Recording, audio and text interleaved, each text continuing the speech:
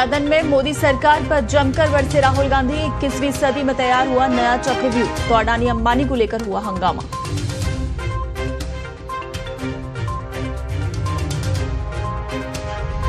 UP में love जिहाद पर होगी उम्र कैद, योगी सरकार ने विधानसभा में पेश किया विधेयक।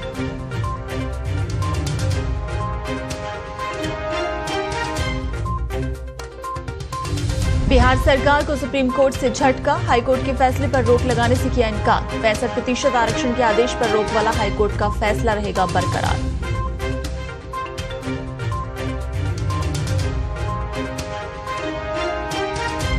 दिल्ली शराब घोटाला मामले में केजरीवाल की जमानत अर्जी पर फैसला सुरक्षित, सीबीआई केस में दिल्ली हाईकोर्ट ने फैसला रखा सुरक्षित।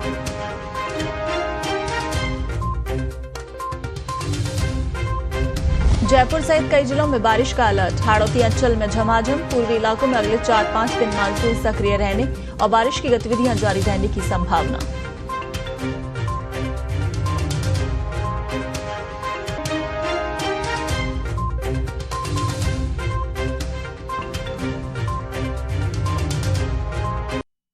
संसद में मानसून सत्र के दौरान राहुल गांधी ने कल चर्चा में भाग लिया। इस दौरान राहुल गांधी ने मोदी सरकार पर जमकर निशाना साधा। उन्होंने बजट का जिक्र करते हुए कई मुद्दे उठाए।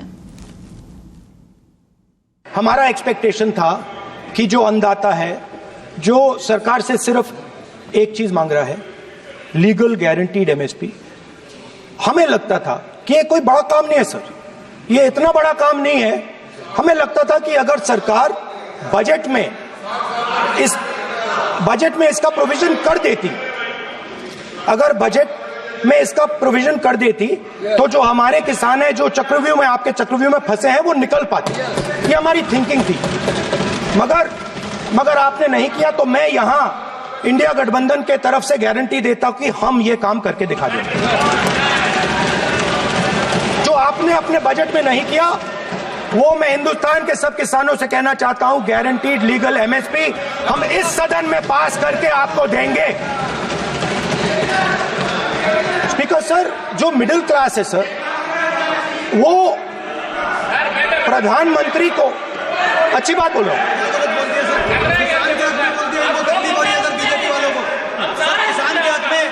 अगर नेताजी पक्ष बोल रहे हैं तो आप बैठे टिप्पणी आप मत करो, आप करोगे तो वो भी करेंगे। आप मत करो, मैं सब साइलेंट करो प्लीज। फिर टिप्पणी कर रहे हो आप, प्लीज माननीय सर मिडिल क्लास जो है वो शायद इस बजट से पहले प्रधानमंत्री को सपोर्ट करता था। जब प्रधानमंत्री ने कोविड के समय उनसे थाली बजवाई थी, तो उन्होंने दबाकर थाली बजाई, धड़ धड़ धड़ धड़ धड़ थाली बजा बजाई। हमें अजीब लगा, मगर प्रधानमंत्री ने मिडिल क्लास को ऑर्डर दिया तो मिडिल क्लास ने थाली बजाई। उसके बाद प्रधानमंत्री ने उसी मिडिल क्लास से कहा, मोबाइल फोन की लाइट जलाओ, और मोबाइल फोन की लाइट जली। मिडिल क्लास ने, पूरे हिंदुस्तान में मिडिल क्लास ने मोबाइल फोन की लाइट जला दी। अब इस बजट में आपने उसी मिडिल क्लास के एक छुरा पीठ में मारा, दूसरा छुरा छाती में, एक इधर मारा और एक इधर मारा। इंडेक्सेशन जो आपने कैंसिल की, वो पीठ में छुरा था, और जो कैपिटल गेन्स टैक्स आपने बढ़ाया, वो छाती में छुरा।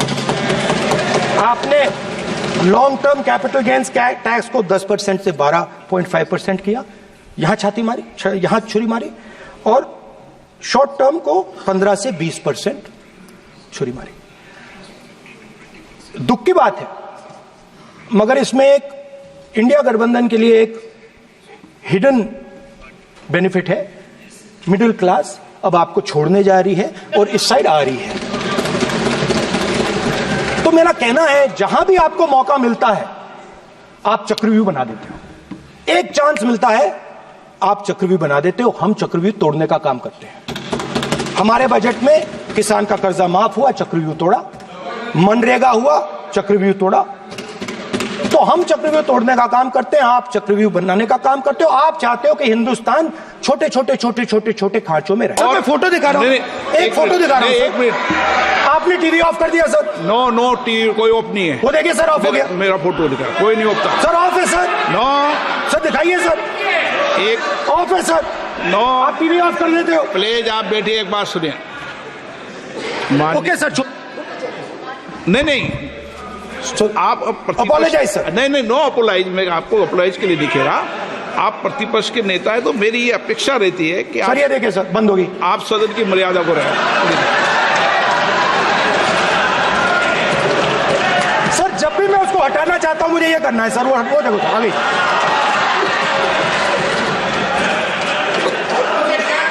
क्या डर रहे हैं सर फोटो से? शिव जी के फोटो से डरते हैं सर, इस फोटो से डरते हैं अभी। पोस्टर नहीं आने दूंगा, गलत तरीका है। नहीं आने देंगे, पोस्टर नहीं लेना देंगे सदन में सर। फोटो गलत तरीका है। नो सर, फोटो दिखाना गलत नहीं है सर। आपकी परमिशन लेके परमिशन नहीं है आपको। सर, मैं ये फोटो दिखाना चाह रहा हूं। नियम के तहत मैं समझाना चाह रहा हूं। नियम के तहत परमिशन नहीं है माननीय। अच्छा सर, मैं ये फोटो समझाना चाह रहा हूं सर। इसमें ये जो बजट का जो हलवा है सर, ये बट रहा है। और इस फोटो में सर मुझे एक ओबीसी अफसर नहीं दिख रहा, एक आदिवासी अफसर नहीं दिख रहा, एक दलित अफसर नहीं दिख रहा है मुझे। ये हो क्या रहा है सर? सर, देश का हलवा बट रहा है सर, और इसमें 73% का एक है ही नहीं सर। ये आप लोग हलवा खा रहे हो और बाकी देश को हलवा मिल ही नहीं रहा है। ठीक है सर, 20 अफसरों ने बजट को तैयार किया, हमने पता लगाया है। 20 अफसर, शांत हो जाइए प्लीज सर। 20 अफसरों ने, उनके नाम मेरे पास है, अगर आप नाम चाहते हैं मैं दे दूंगा। 20 अफसरों ने हिंदुस्तान का बजट तैयार किया है। मतलब हिंदुस्तान का जो हलवा है 20 लोगों ने बांटने का काम किया है। अब स्पीकर सर, उन 20 लोगों में से 90% लोगों में से सिर्फ 2 हैं, एक माइनॉरिटी और एक ओबीसी। और इस फोटो में एक भी नहीं है। मतलब फोटो में आपके पीछे। बिहार सरकार को सुप्रीम कोर्ट से सोमवार को बड़ा झटका लगा है। बिहार में आरक्षण को बढ़ाकर 65% करने के खिलाफ पटना हाईकोर्ट का फैसला फिलहाल बना रहेगा। सुप्रीम कोर्ट ने इस पर रोक लगाने से मना कर दिया है। शीर्ष अदालत ने कहा है कि वो सितंबर में इस मामले पर विस्तृत सुनवाई करेगा। पटना हाईकोर्ट ने बिहार सरकार के आरक्षण बढ़ाने के फैसले को रद्द कर दिया था। फिर राज्य सरकार इसके खिलाफ सुप्रीम कोर्ट पहुंच गई। सुनवाई के दौरान सुप्रीम कोर्ट ने पटना हाईकोर्ट के आदेश पर रोक लगाने से इनकार कर दिया। हाईकोर्ट ने बिहार सरकार के उस फैसले को रद्द किया था जिसमें सरकारी नौकरियों और शिक्षण संस्थानों में एडमिशन के लिए पिछड़े वर्गों के आरक्षण में इजाफा किया गया था। बिहार सरकार ने पिछड़े वर्ग, एससी और एसटी समाज से आने वाले लोगों के लिए सरकारी नौकरियों और शिक्षण संस्थानों में एडमिशन के लिए मिलने वाले आरक्षण की सीमा को 50% से बढ़ाकर 65% किया था। बिहार सरकार की तरफ से जब आरक्षण की सीमा बढ़ाई गई थी तो इस संबंध में पटना हाईकोर्ट में कई याचिकाएं दायर की गईं, जिसमें राज्य के फैसले की संवैधानिक वैधता को चुनौती दी गई। हाईकोर्ट ने मार्च में इस संबंध में दायर रिट याचिकाओं के एक बैच पर अपना फैसला सुरक्षित रख लिया था। इसके बाद 20 जून को हाईकोर्ट ने बिहार सरकार को बड़ा झटका देते हुए सरकारी नौकरियों और शैक्षणिक संस्थानों में राज्य द्वारा निर्धारित 65% आरक्षण सीमा को रद्द कर दिया।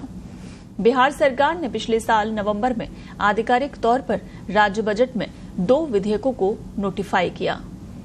इसका मकसद पिछड़े और वंचित समाज के लोगों के आरक्षण की सीमा को बढ़ाना था। विधेयकों के साथ बिहार में उन बड़े राज्यों में शामिल हो गया जहां सबसे ज्यादा आरक्षण दिया जा रहा था। आरक्षण सीमा को 65% करने पर राज्य में कुल आरक्षण 75% तक पहुंच गया। इसमें 10% ईडब्ल्यूएस यानी आर्थिक रूप से कमजोर वर्ग के लोगों को मिलने वाला रिजर्वेशन भी शामिल था। यूपी की योगी सरकार ने अब लव जिहाद पर और सख्ती करने का फैसला किया है। इस तरह के अपराध पर अब उम्र कैद की सजा होगी। इससे जुड़ा विधेयक योगी सरकार ने सोमवार को सदन में पेश किया। इस विधेयक में कई अपराधों में सजा दोगुनी तक बढ़ा दी गई। लव जिहाद के तहत नए अपराध भी शामिल किए गए हैं। इस विधेयक में विधि विरुद्ध धर्म परिवर्तन के लिए फंडिंग को भी कानून के तहत अपराध के दायरे में लाने की तैयारी है। दरअसल लव जिहाद के खिलाफ 2020 में योगी सरकार ने पहला कानून बनाया था, जिसे और कड़ा करने का अध्यादेश कल सदन में पेश किया गया और इसे आज यानी 30 जुलाई को सदन में पास कराया जा सकता है। यूपी सरकार ने इससे पहले विधानसभा में धर्म संपरिवर्तन प्रतिषेध विधेयक 2021 पारित किया था। इस विधेयक में 1 से 10 साल तक की सजा का प्रावधान था। इस विधेयक के तहत सिर्फ शादी के लिए किया गया धर्म परिवर्तन अमान्य होगा। झूठ बोलकर, धोखा देकर धर्म परिवर्तन को अपराध माना जाएगा। स्वेच्छा से धर्म परिवर्तन के मामले में 2 महीने पहले मजिस्ट्रेट को बताना होगा। विधेयक के मुताबिक जबरन या धोखे से धर्म परिवर्तन के लिए 15,000 रुपए जुर्माने के साथ 1 से 5 साल की जेल की सजा का प्रावधान था। यदि दलित लड़की के साथ ऐसा होता है तो 25,000 रुपए जुर्माने के साथ 3 से 10 साल की जेल की सजा का प्रावधान था। आपको बता दें, केंद्र सरकार की तरफ से धर्म परिवर्तन कानून बनाने को लेकर पहले ही कहा गया कि ये राज्य सरकारों का मामला है और ये सूबे की सरकारों को ही तय करना है। आपको बता दें कि राज्य में लव जिहाद की कई घटनाएं सामने आती रही हैं।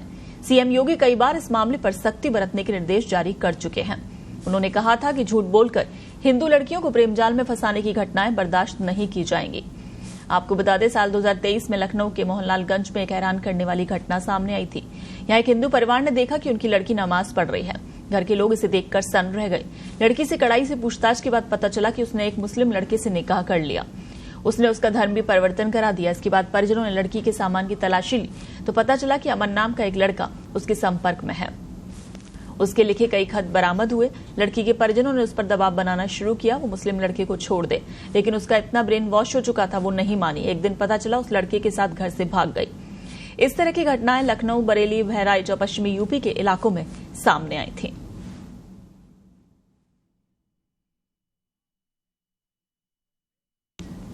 दिल्ली सीएम अरविंद केजरीवाल की जमानत याचिका पर दिल्ली हाईकोर्ट में सोमवार को सुनवाई हुई। सीबीआई के मामले में दायर की गई सीएम केजरीवाल की याचिका पर कोर्ट ने अपना फैसला सुरक्षित रख लिया।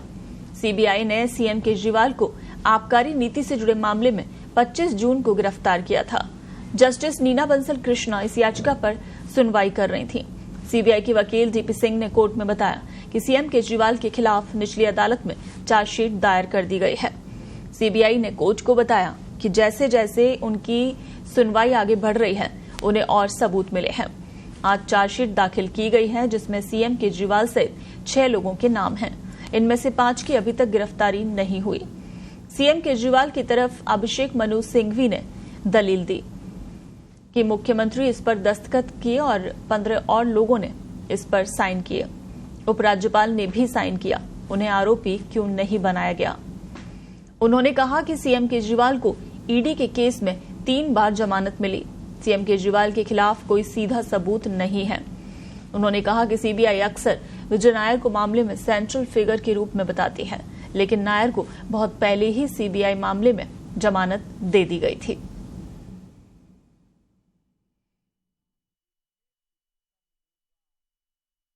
देखिए, आज पूरी आर्गुमेंट में आपने भी देखा होगा, पूरी वेग आर्गुमेंट थी सीबीआई की तरफ से। कहीं पर किसी तरह के कोई भी तथ्य आधारित आर्गुमेंट नहीं थी। अभी तक 2 साल से लंबी ये इन्वेस्टिगेशन हो चुकी है। इसमें आज के आर्गुमेंट के दौरान सीबीआई ने कहीं पर कोई ऐसी एविडेंस, जिस एविडेंस का उनके पास कोई प्रूफ हो, ऐसा कुछ भी कोर्ट के सामने नहीं दिखा पाए। और हम लोगों को पूरी उम्मीद है कि जिस तरीके की आज आर्गुमेंट हुई है, अभिषेक मनु सिंघवी जी ने बहुत डिटेल में ये सब चीजें भी बताई कि ये पॉलिसी जो है, इस पॉलिसी में 50 से ज्यादा ऑफिसर्स, आईएएस ऑफिसर्स इन्वॉल्व थे और इसके अंदर पूरी कैबिनेट के साथ साथ फाइनल सिग्नेचर लेफ्टिनेंट गवर्नर के हुए थे। अगर आपको पिन पॉइंट करना था तो इस तरीके से पिक एंड चूज नहीं होना चाहिए था। अगर पॉलिसी में पूरी की पूरी कोई कमी थी, खामी थी, तो उसके अकॉर्डिंगली इन्वेस्टिगेशन होनी चाहिए थी। अभी तक अगर कोई सो कॉल्ड ये एलिगेशन लगाते हैं, अब तक ना कोई रिकवरी है, ना कोई साक्ष्य हैं।